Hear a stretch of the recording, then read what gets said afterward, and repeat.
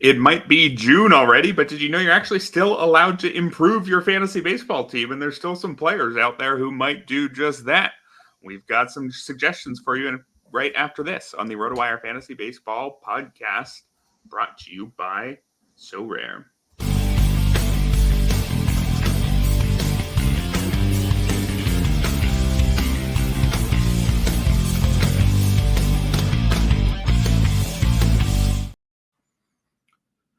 Welcome, everybody, to the Saturday FAAB edition of the RotoWire Fantasy Baseball podcast, brought to you by So Rare. I am back from my one-weekend vacation, and as you may have been able to tell by my slow introduction, I could not find the music to play the start of the show. But from here on forward, I'm going to remember how we do things here. I've got my cricket recommendations all ready to go, so I think we're in for a good show. Your cricket recommendations, I like it. You know, we got some injuries to discuss, unfortunately, from the top, which is unfortunately a weekly occurrence for our headlines. Yeah, that seems to be all the headlines these days. Should we throw in one positive headline? Aaron Judge, he got 20 homers. He's already at 20 homers. That's a positive. Should we be happy for 30 seconds before we cut to the injuries? Pretty impressive start from him. Are you enjoying his start on any of your teams or just being jealous? You know, breaking news, Aaron Judge, still very good. And if you use the My Leagues tool on RotoWire, which is very handy, and if I look mine up, it will say Aaron Judge roster ship rate 0% of my leagues. So I'm not benefiting from the Aaron Judge goodness.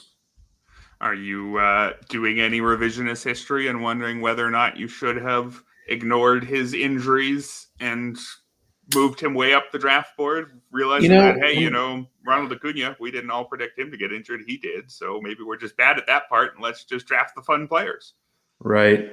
Yeah, I'm trying to think of spots I was in the first round where I could have gone Judge instead of, I guess like Freddie Freeman, I could have shot for a little more upside maybe. TGFBI, I have Freddie Freeman, but I think that was a pretty easy selection there, and Freddie Freeman's going to be fine. He's already picking it up a little bit, but yeah, Aaron Judge is certainly paying off for anybody who's able to sneak him in the back of the first round. Yeah, I ended up with him on my TGFBI team, and that's it. And that team is, I think, maybe my worst team right now. So there's that, however you want to read that one. Let's move on to the weekly set of injuries before we get to our FAAB pickups of the week.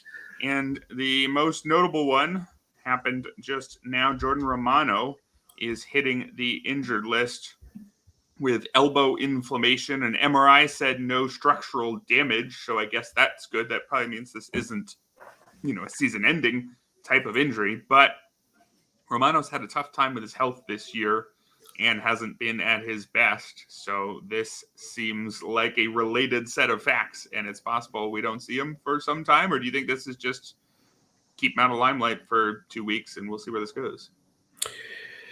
Yeah, no structural damage, they're saying, but like you mentioned, it's a recurrence of the elbow issue, which is never a good thing, and is his 6.59 ERA, whatever it is, and less than a strikeout per inning. Is it related to the elbow issue? Probably. And, maybe this is just a 2-week thing and he comes back and is fine, but I think his fantasy managers have a right to be worried for sure. If there's a silver lining, there's some viable pickups that are going to be filling in for Jordan Romano and could be readily available in your league. We'll have at least one of them we're going to discuss later, but kind of spoiler alert, Yimi Garcia is going to be a popular ad this week for sure. Sounds like the John Schneider mentioned his name first, saying he's probably going to be first in line for saves. He also mentioned Chad Green as well. I think they're both viable pickups, but Yimi Garcia definitely at the top of that list.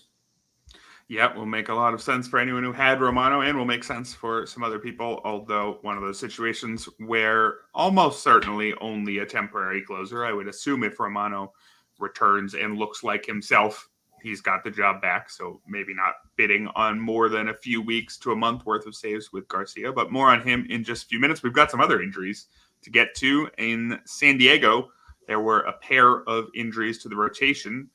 Joe Musgrove is out with elbow inflammation of his own. I guess inflammation isn't the most serious of words, but probably more tests coming could reveal something worse. The team talking about, we don't think this is season ending. Well, that's good, but also we don't like to hear you talking about that already. Meanwhile, also, Yu Darvish is out, although his seems to be less of a long-term thing, a left groin strain. So 2 spots open in San Diego, maybe one of them for a long time. Yeah, and another recurrence too for Joe Musgrove. He missed time earlier this season with an arm issue as well. And I'm with you. They're only saying inflammation for now, but anytime, I think it was Kevin Acee I saw tweeted, one of the beat writers for the Padres tweeted out about the Padres don't believe it's season ending for now, but just the fact that you're saying those words kind of throw up some alarm bells. And Musgrove hasn't been great this year either. Darvish had actually been pitching a lot better lately. And like you mentioned, this one should be less of a long-term thing for him. Randy Vasquez is going to come up and fill Musgrove's spot today, I believe. I like Randy Vasquez a little bit. I think he's more of a deeper league option, but not a mixed league guy right away anyway. But yeah, Musgrove, not a drop, I don't think. But I mean, if you're just crossing your fingers, hoping it's not a long-term absence. But I do think that's possible.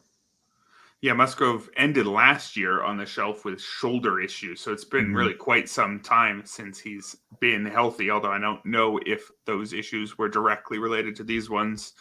Neither of us put Randy Vasquez on the outline today, and I think that's probably says something. I don't think we're very excited about him or Johnny Brito if he ends up moving from long relief into the rotation. I did want to mention, though, while we're on this San Diego rotation, that Matt Waldron, the knuckleballer who won the 5th starter job and has actually pitched pretty okay. If you were not really considering him because he was only okay and was probably going to fall out of the rotation at some point, he looks like he's got a pretty safe spot now.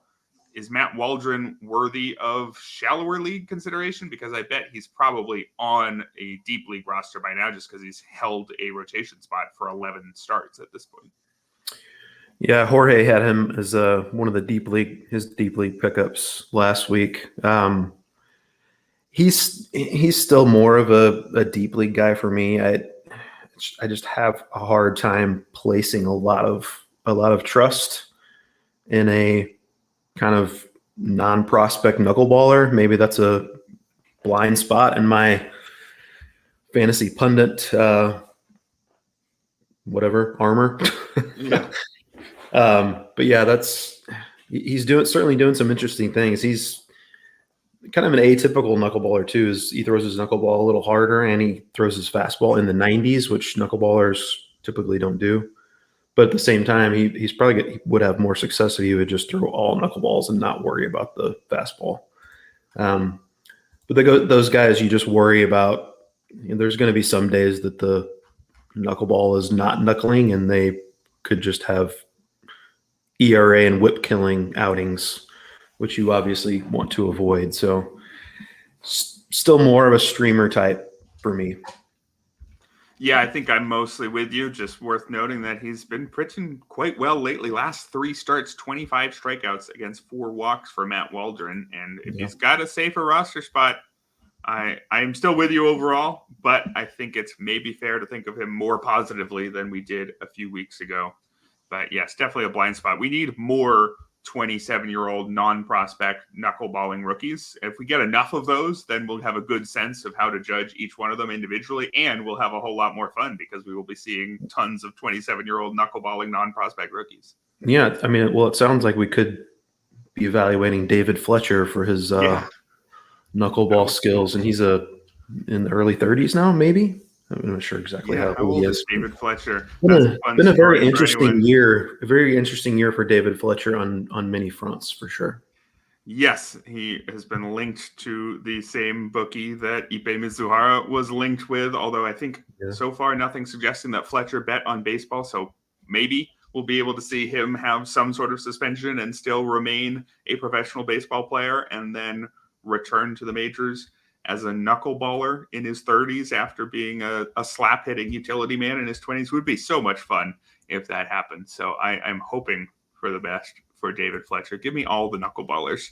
But back from knuckleballers to injuries, the other main topic of the day, there's another rotation that was hit with a pair of them, although both of these guys were already on the shelf. John Means and Tyler Wells for the Orioles. It was revealed that both of them need season-ending elbow surgery. I'm not yet sure if we have all the details on whether or not one or both is going to be officially Tommy John, but they will be out for a long time. Won't be returning this season. And so partially that means your Cole Irvins and Albert Suarez's maybe have some time. Maybe we want to be stashing Cade Povich, something like that. Would you be making any decisions based on this, or do you just think we'll wait and see? Dean Kramer will come back, then there'll only be one spot. We don't really care about who owns that spot. Yeah, and certainly it should, especially for Cole Irvin. He's probably a good chance he's going to be in the rotation now for the remainder of the season. I think the Orioles could potentially look to trade for a starter at some point. Albert Suarez has been really good. I'll be talking about him a little bit later in our recommendations as well. But yeah, a bummer especially for John Means. This is his second Tommy John surgery. Actually, it's second for Tyler Wells as well. I believe he was still with the Twins when he had his first one. The Orioles picked him up in the Rule 5 draft a few years back. But John Means what's his contract status? He's probably got 1 or 2 years of our eligibility left, maybe, coming back from his second Tommy John, and not a guy who exactly lights up the radar gun to begin with. So you never know how he's going to rebound from that. He's going to be in his early 30s once he comes back. So not ideal. Had been pitching pretty well before he got hurt. Tyler Wells had been pitching pretty well too, but they'll both be. We do know that it's UCL. We don't know, I guess, if it's the traditional Tommy John. Pretty much everybody, it seems like, has been doing the internal brace thing, which potentially shortens the rehab window. But with the number of people who seem to be going back to have more elbow surgeries, maybe this internal brace isn't the best route. I don't know. I'm not a doctor, though, Erik. Yeah, we'll have to find out there. Just want to note quick on John Means. He actually will be a free agent after this season, and he's also already in his early 30s. He's 31. Mm-hmm. We are all older than we think we are, unfortunately. More pitcher injuries. Zach Gallen, he is out with a hamstring strain. This is something that he was dealing with earlier in the season. Missed a bit of time with it, and now he is heading to the injured list. Don't yet know if it's going to be a long-term one. Nobody's slapped a grade 2 on it or anything like that I've seen. So maybe just a turn or two out of the rotation for Gallen. I guess maybe a time for him to get things right if he's had an injury-filled start to the year. Do we care about Slade Ciccone coming up in behind him? Not really. I mean, I think this actually could be a good thing for Gallen. It just seems like this thing has been lingering and he hasn't quite been himself.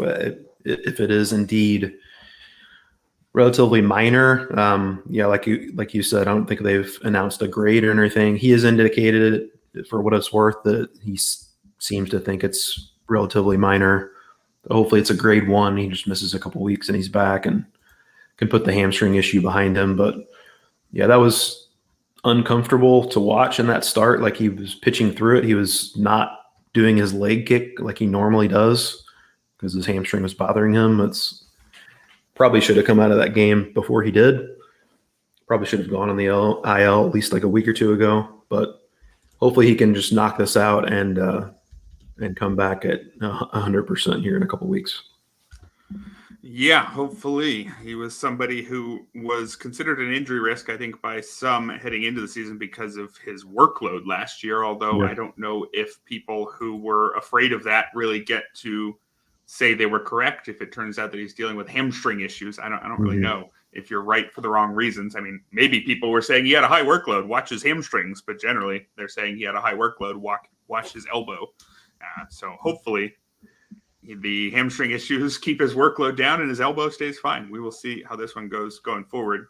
One final injury to wrap up in the headline section here. Kerry Carpenter landed on the IL with a lumbar spine inflammation earlier in the week, but the diagnosis has now been updated to a lumbar spine stress fracture, which is going to be presumably a pretty lengthy absence for Kerry Carpenter.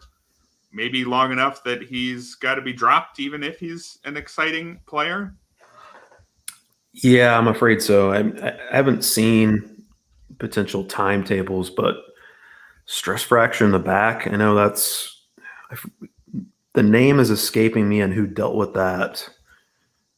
Maybe the end of last year, or maybe the end of 2 years ago. I think it was a position player, but I feel like somebody dealt with a stress fracture in the back and wound up missing basically the entire second half. My memory could be a little fuzzy there, but I'm expecting a long-term absence. Kerry Carpenter's been not playing against lefties fairly often, but he crushes righties. Comerica hasn't been able to totally thwart his power.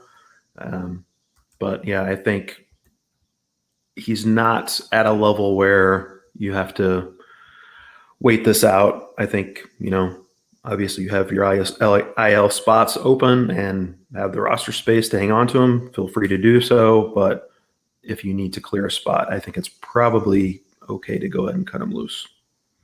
Yeah, unfortunate, but I'm right there with you. We are going to move to our top FAAB buys of the week right after this message from So Rare. Have you ever dreamed of stepping into the shoes of a general manager? Welcome to So Rare MLB, a groundbreaking fantasy baseball game where you call the shots. Take charge and make your managerial mark by collecting officially licensed digital player cards of your favorite MLB stars. These aren't just any cards. They're your ticket to compete for over $1 million in total cash rewards and other amazing prizes. Imagine winning VIP trips to the MLB All-Star Game 2024 or getting your hands on signed merchandise from top MLB players. Here's how it works. Use your cards to set your lineup each game week. Real-world plays like hits, strikeouts, and homers will power your team's performance. Climb the leaderboards and snag weekly wins, from cash prizes to more cards and unforgettable experiences.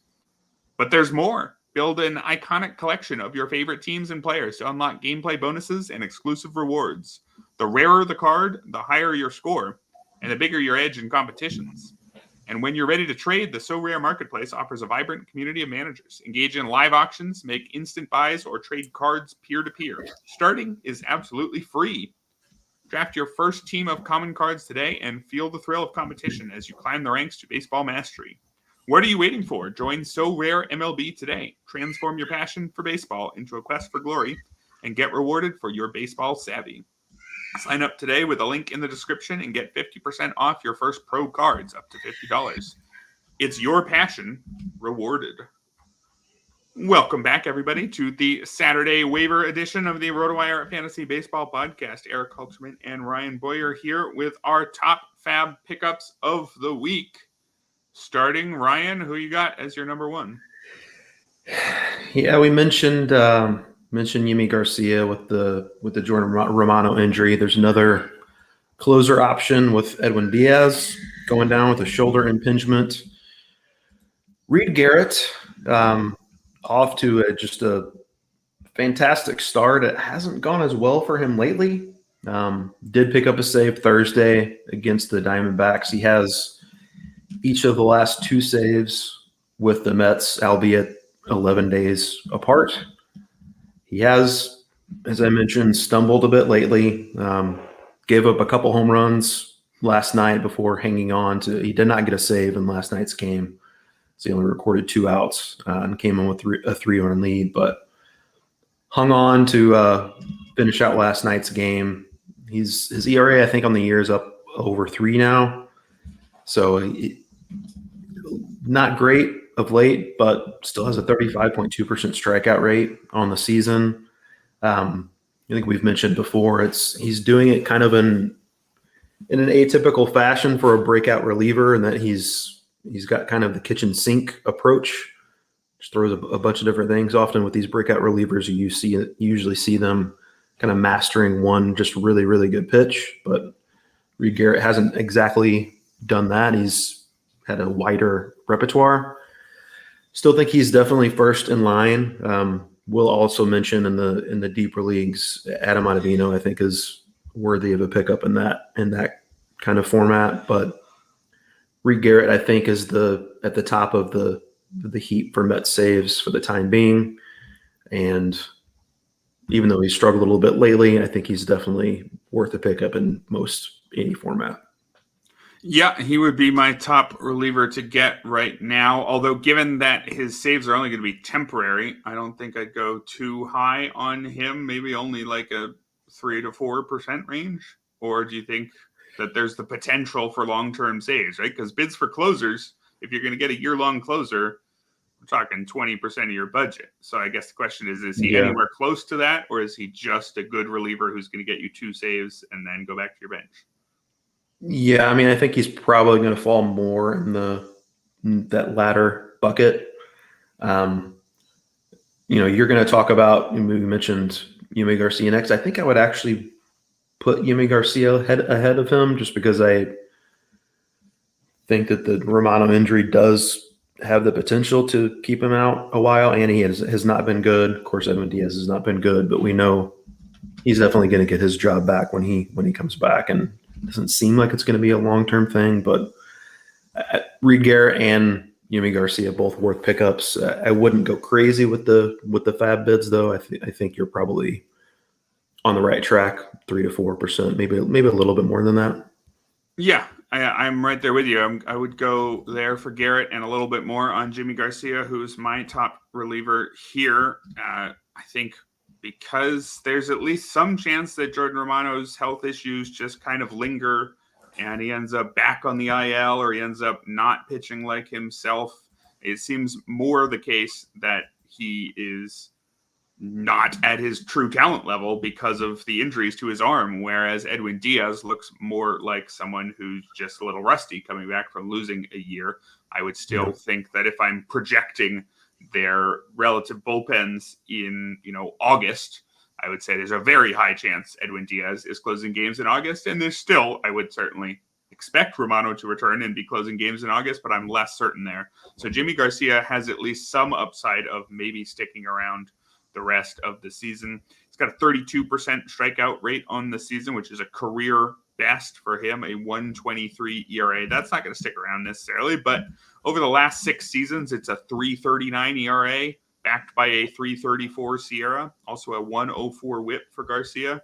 He's a very solid setup man who has experience in the 9th inning at times. He had 15 saves back in 2021 in the first half of the season with the Marlins. He's a pretty good reliever. Not one of the best 30 relievers in baseball, maybe, but not far outside it. And he's going to be a completely fine closer, assuming he stays ahead of Chad Green there. So I'd go a little bit more than we went on Reed Garrett, maybe 5 to 6%, something like that. Yep, I'm good with that. And he's in his early 30s, I believe, but he's thrown a little bit harder this year, showing better control. I would rank him a tad higher than Garrett.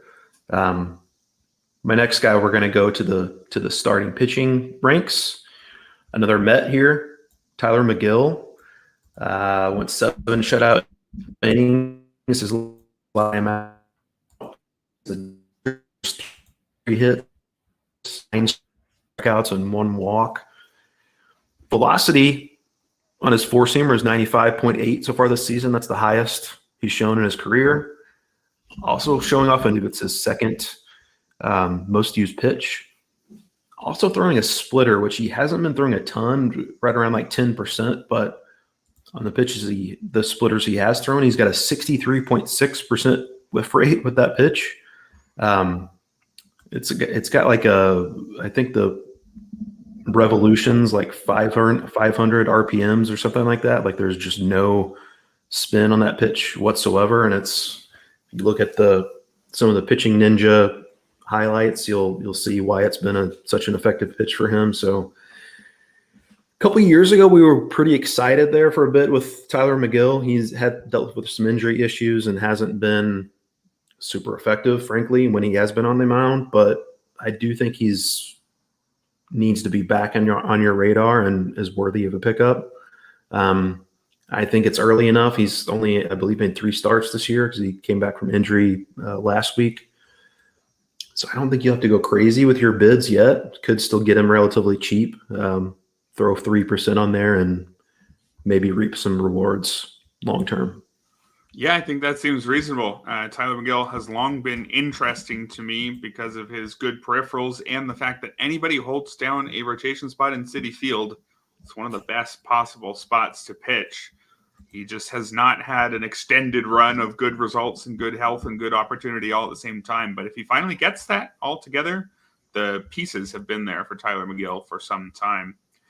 My first starting pitcher here is a starting pitcher for now. We'll see how long he's a starting pitcher for, and that's Ben Brown.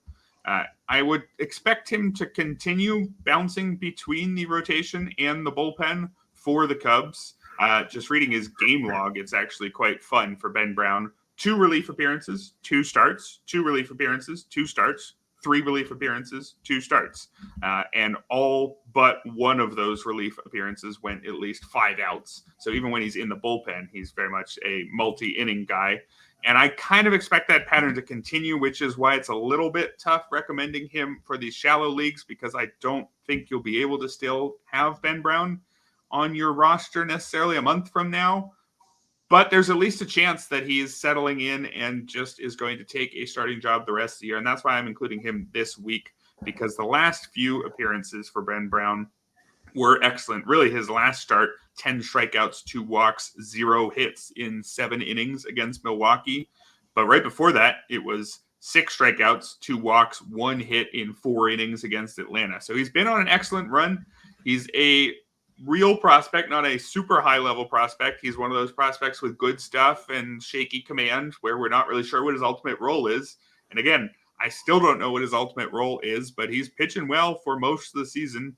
2.72 ERA comes with a 3.17 Sierra, a 30% strikeout rate, which is more than enough to offset a slightly elevated walk rate of 9%. I really like Ben Brown as a talent. I don't know about his long-term role. It's possible that Jordan Wicks, who's maybe only got 1 more rehab start, it's possible he just bumps Ben Brown back to the bullpen. But I like Ben Brown as a talent enough that I think it's time to grab him and hope that he sticks around. And if he doesn't, all right, fine. Pick him up again a few weeks from now. So that would keep the bid reasonable to me, more like the 3 to 4%. But if we were told Ben Brown is in the rotation from today through the end of the year, then we'd be talking 10, 15% in those leagues where he's still out there. I think he is that talented. It's just a little dicey on the roll. What does he have to do to get a permanent role in the Cubs rotation, man? I mean, gosh, it has been bizarre, his usage, as you mentioned. And, he had his first relief appearance of the season was really bad. And then he's just been awesome since then, as you mentioned, particularly of late. And he held his velocity, even bouncing back and forth between the bullpen and rotation. He held his velocity in that last outing against the Brewers that was so dominant. I don't know. I want to be more optimistic about him sticking in the rotation. I like Jordan Wicks okay too, but does he need to take his rotation spot back from Ben Brown? I don't know that needs to happen. I don't know. I think I'm going to probably be willing to pay a little more. What you mentioned, like 3 Yeah, and I only said that because I'm afraid that Because of the he's only role. going to make one more start, and that I thought maybe that would keep other bids down. But if you think that the bids aren't Yeah. going to be down, then I would maybe bid a little bit more. Yeah, I mean, I think I would be willing to spend up a little bit more and just kind of cross my fingers and hope that he does have that rotation spot cemented. There are definitely question marks, but if he does have essentially a bulk reliever role, he could at least kind of stumble into some wins too. So maybe it's not a total loss if he does go back to the bullpen for a bit, but hopefully he's going to be a mainstay in that rotation. My next guy who has been a mainstay in the Marlins rotation this season, Ryan Weathers. Feels like we've been kind of a little slow to fully embrace Ryan Weathers, but he's been awfully good this year, particularly of late. Finished the month of May with a 1.91 ERA, 0.73 WHIP, 27-5 strikeout to walk rate in 33 innings. Averaging 96 miles per hour with his four-seamer. That's the highest of his career. Also getting whiffs with his sweeper at 55.7%. Kind of a quote-unquote failed prospect, I guess you could say, for the Padres, but he's still only 24. He was ranked pretty highly at one point, and he's now throwing harder than he ever has, showing off a sweeper that's getting a ton of whiffs. I know it's not the greatest team context, but pitches in a favorable home park. I don't know. I'm pretty interested in Ryan Weathers. I think if he's out there in the same league as Ben Brown is out there, who do you prefer of the two? I think just probably because of the rotation insurance, I would rank Weathers a little higher. But if he is available, I think you'll probably need to pay a little bit more. Yeah, it's an interesting one. I would certainly say for their next start, I would rather have Ben Brown. But given the uncertainty around Brown's role, it may even be just 2 starts from now that I'd rather have Weathers. So I guess the responsible answer is him, but it depends somewhat on the type of league. If you're in a particularly shallow league, as solid as Weathers is, he's not going to be way better than what's out there on the wire, I don't think. And in that case, I'd rather have the short-term upside of Brown, I think. So it'll depend on circumstance somewhat, but maybe all else being equal, Weathers, I would bet to provide more fantasy value the rest of the season. Yeah, I think I would rank him higher, but the upside is probably similar, I would say. Better team context for Ben Brown, better ballpark for Ryan Weathers. I value them fairly similarly, though, but I think if you had to pick one of the two to prioritize, I would lean Weathers just because of the role certainty. Yeah, that pushed him, I think, was somewhere in the 5 to 7 range, most likely. Let's move to the offense. First hitter in this section, I'll go with Adam Duvall, who has gone from the short side of a platoon to an everyday role in the absence of Ronald Acuna. And it's very simple to read the Braves' plans. They are one of these teams that does not mix and match in any way. They have roles and they stick with them.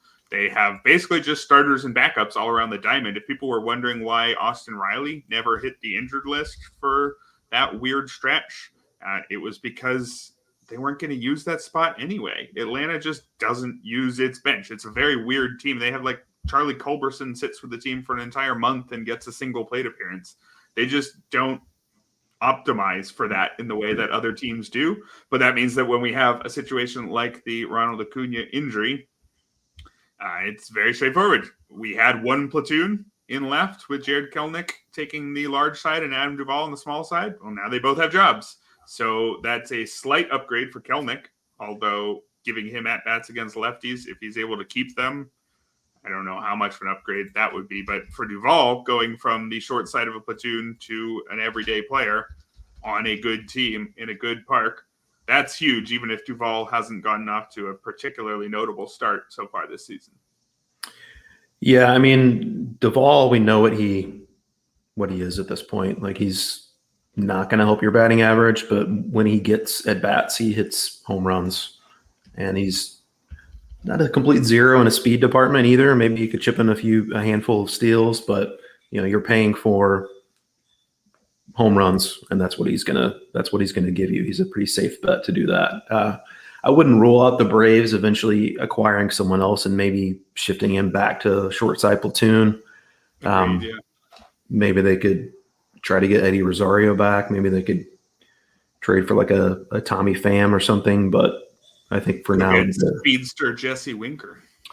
Yeah, there you go. I'm still trying to figure that one out. 10 steals for Jesse Winker. He's got more than CJ Abrams. Like, it doesn't. I don't get it. And he's still incredibly slow. Sprint speed is like his sprint speed is up by like 16 percentile points from 1 to 17. So he's a lot faster, but he's still barely faster than you or I. But he's got double-digit steals. So wanted to mention him in there because we didn't actually put him on the outline. But I think that Jesse Winker is being one of the more picked up guys in shallower leagues this week because people picked him up early in the season, then dropped him and picked him up again. And so I certainly would be a fan of that. I think Jesse Winker, the fact that he's running means he's healthy. And when he's healthy, he's completely fine all-around hitter. So bonus Jesse Winker talk there. You want to go back to your next guy on the list? Yeah, and Uncle Ted, my man, he knows. Matt Vierling, 10 for 22, 4 home runs, 9 RBIs over Matt Vierling's last 4 games. He's batted – actually, that may be 5 games. He's batted either first, second, or third all of those games for the Tigers. Finished May with a 925 OPS. 5 home runs, 3 doubles, 3 triples. Hitting the ball very hard as well. 92.4 miles per hour average exit velocity, ranks in the 91st percentile. Fly ball rate and pull rates are both up significantly for him this year. Also has dual eligibility at third base and the outfield.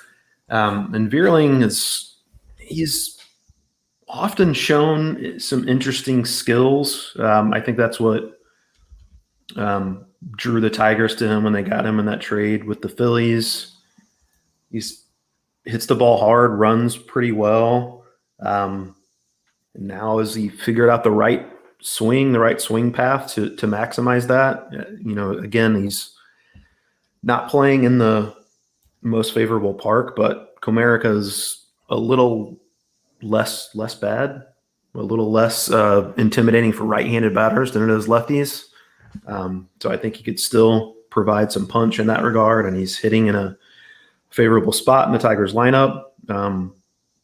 Playing time should not be an issue for him. They have potential openings both at third base and now even more so in the outfield with Kerry Carpenter going down. So he's going to be an everyday guy, and kind of a late career-ish breakout potential for Matt Vierling. I think he's probably not going to cost a ton as far as FAAB goes, but I would be willing to go 4 or 5%. Yeah, I think that sounds right. A little bit more than Duvall, who I'd probably target around 3%. I don't know if we gave a number there. But Vierling, like you mentioned, he's been somewhat interesting. He's always had pretty decent hard hit numbers and pretty decent strikeout numbers, just slightly better than league average in both of those, which you would think would add up to at least a league average bat. And it hasn't yet really before this year, but now for his career, he's at exactly a 100 WRC plus. So maybe that's all he is, in which case he's a fine hitter for deep leagues. But if he is better than that, like what he's showing right now, there's some shallower league appeal as well for Matt Vierling. I'm going to go to Mark Vientos, who is now the Mets third baseman with Brett Beatty sent to the minors. And I think that Vientos could get some real run here, mostly because we've seen Beatty now for a full 600 plate appearances, and he had a 606 OPS with 15 homers. I don't think that Beatty showed nearly enough to get an immediate return to the big leagues anytime soon. I think this is Vientos' job for at least a month or two to see what he can do. And then maybe at that point, the Mets will have made some moves at the deadline. Maybe JD Martinez is no longer there. Maybe Pete Alonso is no longer there. And there's room for both of them. The reason that I'm starting all of this section with stuff other than Mark Vientos' actual profile is because I'm not sure I actually believe in Mark Vientos all that much. It's just that he's at least sort of interesting and has an opportunity. Now, he has hit quite well in 15 games this year, 969 OPS with 3 homers. And most interestingly, his strikeout rate down to 19%. It was just over 30% last year. So if Mark Vientos is making much more contact and is playing all the time, that's a pretty interesting player. And remember that this was a real prospect, maybe a back of the top 100 type, not an elite prospect, but a real one.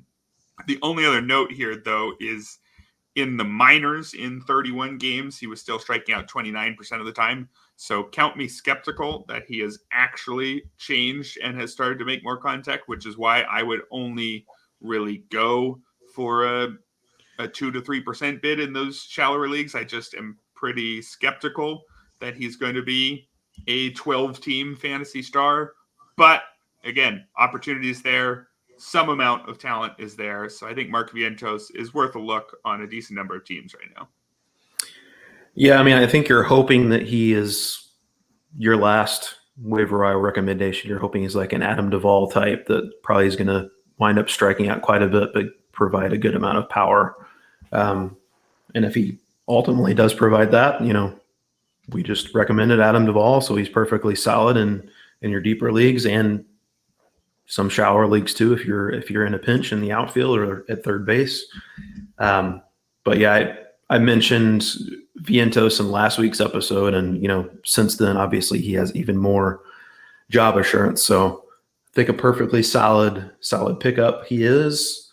And you mentioned that you weren't completely sold on Mark Vientos. I'm not completely sold on this guy, but Keibert Ruiz has been doing much better lately.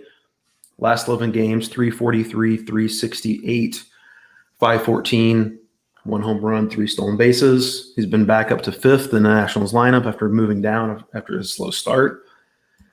Still an elite contact guy, hardly ever strikes out. His expected batting average is 50 points higher than his actual batting average. Problem with that is it's a good thing and a bad thing that he hits so many fly balls. It's going to lead to more home runs, but it's also going to lead to a lot of weak hit fly balls where it's kind of drags down his batting average. But I think he's perfectly capable of hitting for, a decent amount of power and an acceptable batting average, which he has done the last couple of years. And I think he's probably going to be that guy again. So expecting him to rebound from his slow start. He's back on the mixed league radar, hitting in the middle of what's been a not bad Nationals lineup. So I think Keibert Ruiz, ideally, probably still stay away in 2 catcher leagues or 1 catcher leagues, but certainly in 2 catcher leagues, I think he's a viable add. Yeah, I think that Ruiz was one of the guys I would have looked at in a deep 1 catcher league. He would have been a preferred option there, and he certainly hasn't been performing like it for most of the season. But if he's back in that range, I think it makes sense to go get him. I love a young player with an elite contact ability. I think I've talked about that before in terms of something that you could add more to your profile. How about a strikeout rate that sits closer to 10% than 15% even in most of his seasons? That is a promising place to start. Let's close out the priority buys here with DJ LeMahieu, who is only going to be a priority, I guess, in certain situations. I just don't know where to put him because DJ LeMahieu, very boring as a fantasy option, especially at this stage of his career, age 35. Not really a power hitter, and while he was an elite contact guy earlier in his career, now maybe you're expecting more like 260.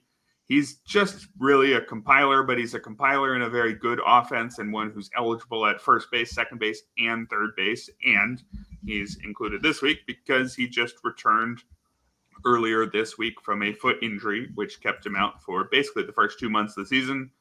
I'm not expecting him to be anything other than DJ LeMahieu going forward, but DJ LeMahieu is a totally serviceable back of the roster option, even in shallower leagues, I believe. So I'd be getting him if you have a spot and just need a guy who's going to be there. I guess that's probably only $1 or $2, but he's worth it. If you have a spot, he's still fine. Yeah, he's a guy that you would prefer not to have have to roster, but he can be perfectly handy if you're in a pinch. A lot of, I think if there was appeal for him initially, it was the fact that he was initially projected to about lead off for the Yankees before he got hurt. Now he's all the way down in the 9 spot, and Anthony Volpe has ran away with that leadoff spot. So I don't know that there's room for him to move up in that lineup, but if you're going to be batting 9th in a lineup, the Yankees lineup is a pretty good one to be batting 9th in. So multi-position guy who's not terrible. So that's about what you can say for DJ LeMahieu. That'll do it. We will move on to our budget buys right after this message from Prize Picks. Prize Picks is the best way to get action on sports in more than 30 states across the country. Prize Picks is really simple to play. I can make my picks and submit my entry in less than 60 seconds. You just pick more or less on 2 or more player stats and watch the winnings roll in. And hey, you can use the RotoWire Picks tool to help you make those selections. We've got a page here which factors in projections and various other things and spits out a recommended set of leaning more and leaning less. And hey, I'm looking at just tonight's game between Ryan's Cardinals and my Phillies, and I'm discovering that our site says pick more on Sonny Gray's fantasy score and pick less on Ranger Suarez's fantasy score. I don't like that, but maybe Ryan will be making that play after the show. We'll find out.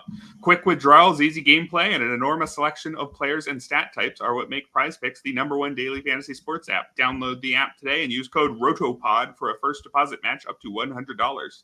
That's promo code ROTOPOD for a first deposit match up to $100. Pick more, pick less. It's that easy. Back to the RotoWire Fantasy Baseball Podcast, Saturday FAAB edition. Moving on to the budget buys, starting with the pitchers. Who is your first budget pitcher this week, Ryan? Got Spencer Arrighetti from the Astros, coming off 6 shutout innings, just 2 hits allowed, career high 8 strikeouts in an outing against the Mariners. Walks are an issue for him, but he does have 51 strikeouts in 43 2/3 innings so far this season, and in the minors, 29.9% strikeout rate. It's a guy who's going to miss bats. Does he have some runway now with a rotation spot with Christian Javier on the shelf? I think he probably should. He's, as I mentioned, he's maybe a back into the top 100 type prospect or on that periphery. So not a super highly thought of guy, but a generally fairly highly thought of guy. Did I just contradict myself? You get the drift. He's okay. He's okay as a prospect, and walks can be an issue, as I mentioned, but does miss bats and should be on theoretically a good team with good offensive backing. I know the Astros haven't exactly been that so far, but I think Spencer Arrighetti is perfectly solid in your deeper formats. Not quite ready to go to the mixed league route yet, but should still be available in a decent amount of deeper leagues. I think he's viable there. Yeah, with injuries in that Astros rotation, could be some long runway for Arrighetti. My budget pitcher to start with here is David Peterson of the Mets. And I could have considered putting him in the previous section, although I don't know whether or not David Peterson's going to stick around much at all. It's possible he's only making 1 or 2 starts here. The Mets, of course, this week sent down Christian Scott, but that seemed to be pretty much a workload management thing. Christian Scott was never going to throw too many innings this season, and with the Mets having 3 days off in the next week plus around this trip to London, they didn't need to keep all their starters, so they sent Christian Scott down for a bit. David Peterson is currently the team's 5th starter, and the question is he going to remain in the rotation when Scott returns in a week or 2? And is this going to be a 6-man setup? Is he going to keep the job over one of the veterans, or is he just going to lose it? And that's why he's only a budget option. But David Peterson, generally speaking, over the last 3 years, has had an above-average strikeout rate, 26% over the last 3 seasons, and a good ground ball rate, 51.5%. And a few too many walks, but not a debilitating number, a 10.3% walk rate over the last 3 seasons. a pitcher who does most of the things right but walks a few too many batters and gets a spot at Citi Field. On the whole, that's pretty interesting. You look over that 3-season stretch, it was a 4.70 ERA, but xFIP had him all the way down at 3.57, Sierra at 3.89. This is a pretty decent pitcher who hasn't quite had the results. I think that I kind of like David Peterson, and I would want to add him cheaply here and see whether or not he ends up sticking in the rotation for several months. Yeah, I kind of like Albert Suarez as well, my next recommendation, and certainly looking like he's going to be able to stick in the Orioles rotation for a while. We mentioned the injuries to John Means and Tyler Wells earlier, and Dean Kramer also currently on the shelf. Sounds like his is going to be more short-term, thankfully, but Suarez has done well with the opportunities he's been given. 1.57 ERA, 0.99 WHIP, 29 to 10 strikeout to walk rate in 34 1/3 innings. Since re-entering the rotation in 2 starts, he's given up 1 run in 9 innings. At Toronto next week, the Blue Jays offense has kind of been waiting to click all year, hasn't really done that. I think he's a perfectly solid option there. Suarez is 34, kind of a odd route he's taken in his career, but the stuff looks pretty good. And he's obviously going to have a really good offense backing him, and now pitching in a pitcher-friendly park at Camden Yards. So I think he's viable. His rostership percentage is actually up over 10% in Yahoo leagues. So we usually reserve a little bit lower rostership rate for this section, but I think he could still be available in a decent amount of your deeper leagues. So I think he's definitely worth a pickup in that format. Yeah, Albert Suarez, certainly short term with that park and with that team context, should be enough to elevate him above his rather mediocre skills. The one thing to note here is that, not sure Albert Suarez is going to keep the job for too long. The Orioles have talked about Cade Povich, who's one of the more exciting pitching prospects who's set to debut this year. When the news was coming out about the injuries for John Means and Tyler Wells, I believe it was Mike Elias, GM of the Orioles, was saying something like, Povich is on the tip of our tongues and we're having daily discussions about him. So maybe mention him as a stash in spots where you're able to stash with those injuries to the rotation, with the 5th starter being Albert Suarez and the 4th starter being Cole Irvin. Povich can move those guys aside if the Orioles decide he's ready. My next budget pitcher here, Spencer Schwellenbach, just made his MLB debut with Atlanta. He's only a budget option here because I'm not sold on him from his talent perspective or from his role. I don't know if he's going to get the next several starts with Atlanta, but he made his debut and wasn't immediately sent down. So it looks like he's here for a bit. Schwellenbach is a fast rising prospect.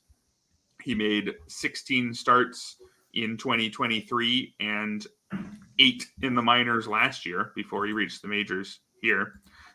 Just this past week, he is not considered an elite prospect, but an interesting enough one, and it's possible he's improving fast enough that the prospect lists haven't caught up to it if a team like Atlanta is giving him a chance this early in the season.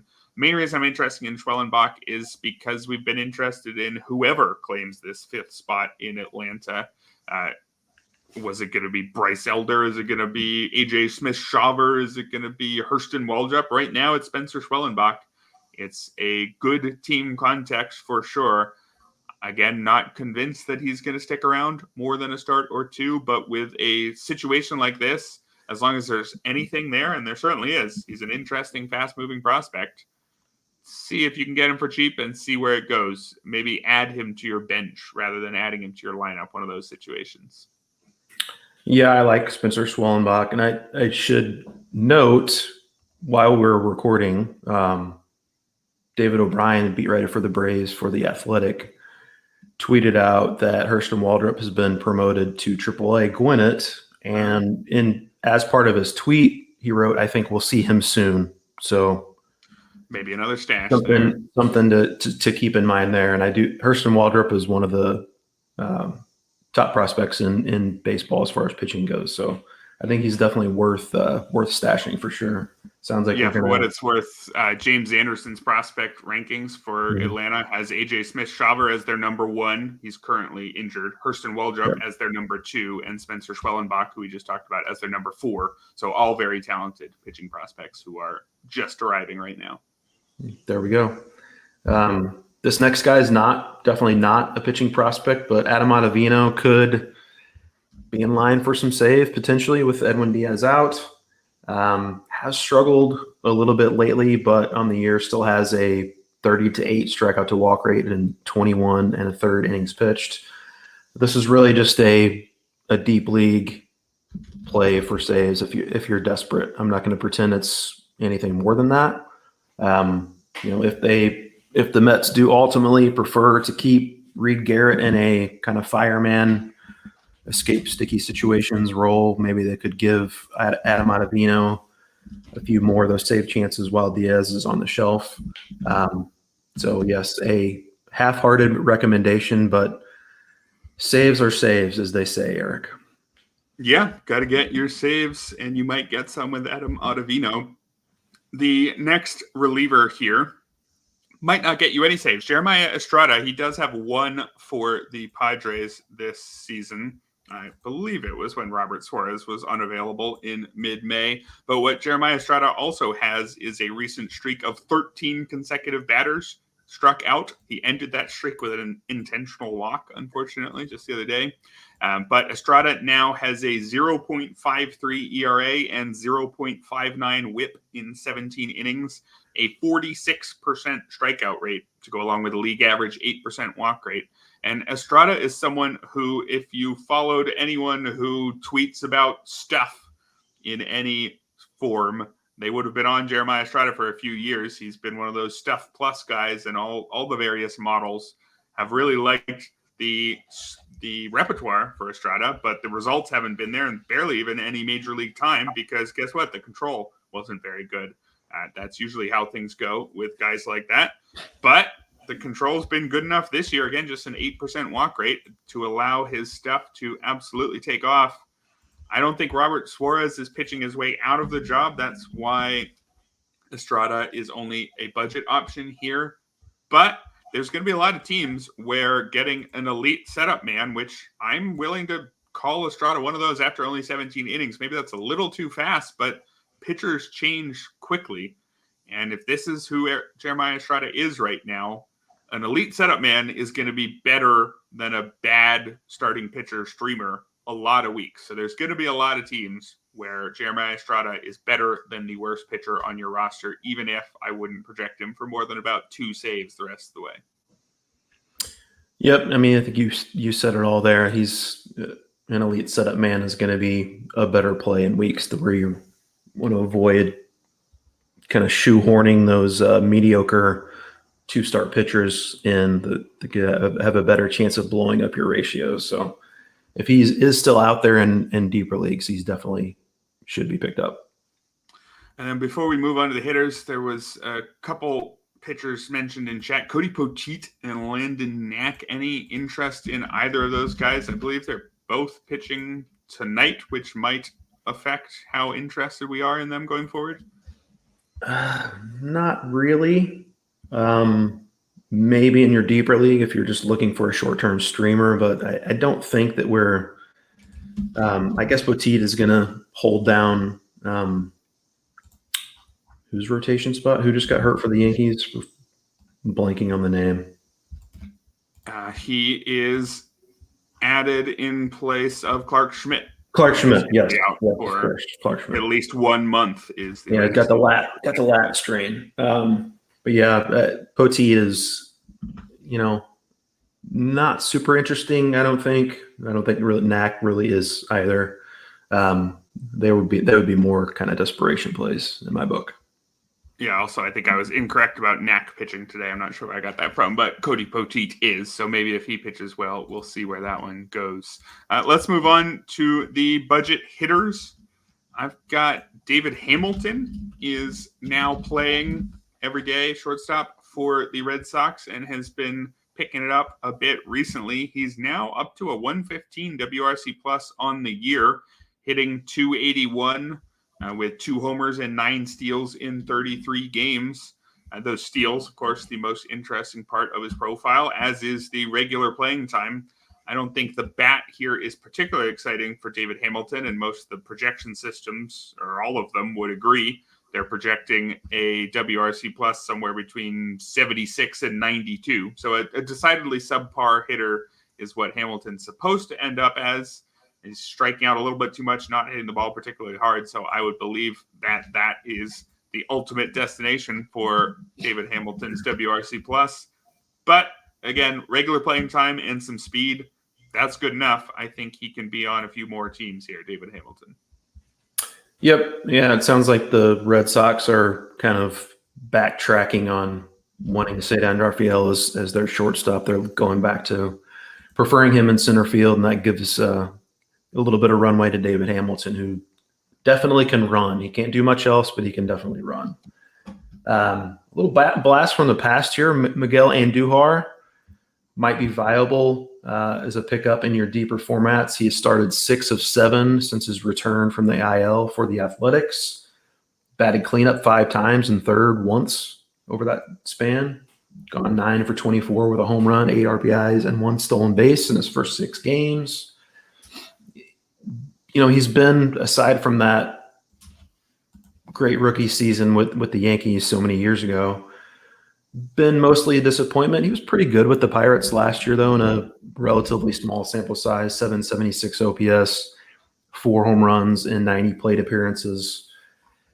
Going to get an opportunity here with the A's. He's playing every day in left field in the middle of their lineup. The A's lineup was actually pretty good in May, so maybe there's going to be some RBI opportunities there. Could also potentially pick up some additional eligibility if they want to use him in the infield some. So Miguel Andujar still somehow only like 29 years old, and he's on the right team to get an opportunity and in a good spot in the lineup. So I think he's viable in your deeper formats.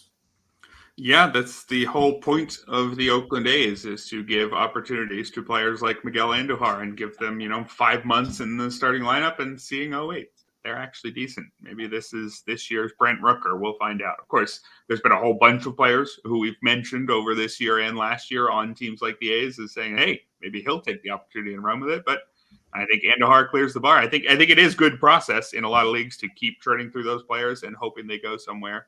I think Andujar fits the bill, as does Corey Julks in a similar situation on the White Sox, who, again, opportunities are available. Any journeyman like Corey Julks, I don't even know if he counts as a journeyman. He didn't make his major league debut until age 27 with the Astros last year. This is only his second major league team.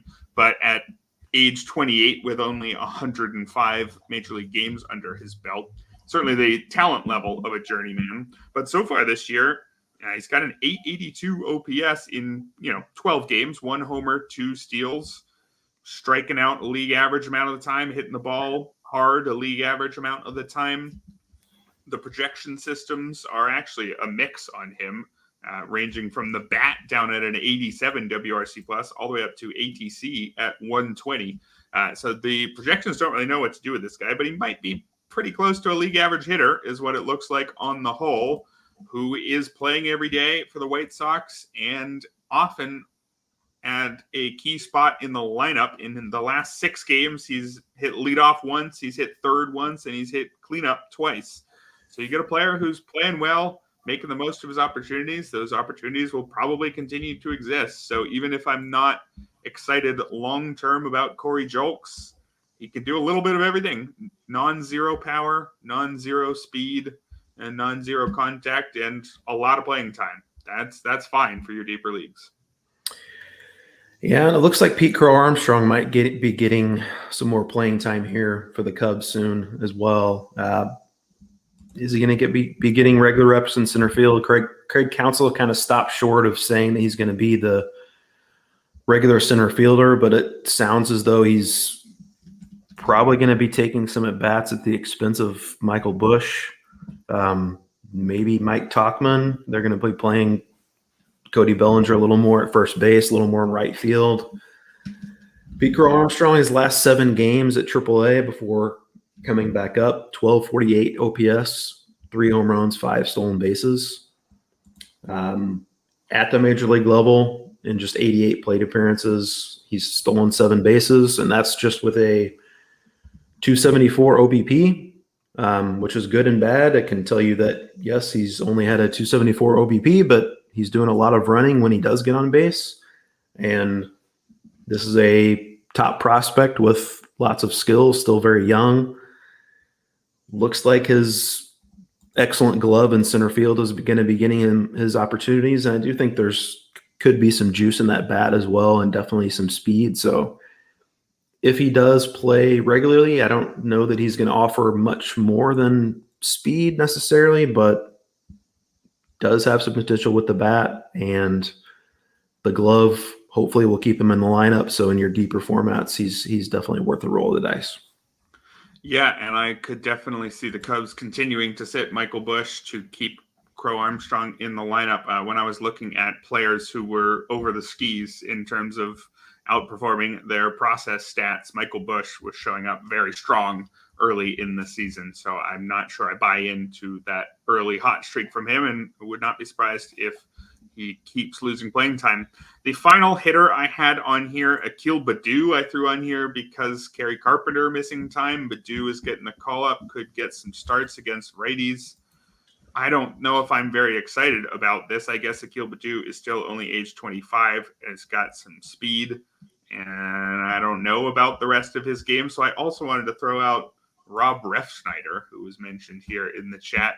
Should I maybe be more excited about someone like Rob Refsnyder, who is indeed playing a lot, and he's batting third a lot, even against righties, which is a surprise. I mean, the results have been there for Refsnyder in 100 plate appearances. He's hitting 333, a 931 OPS.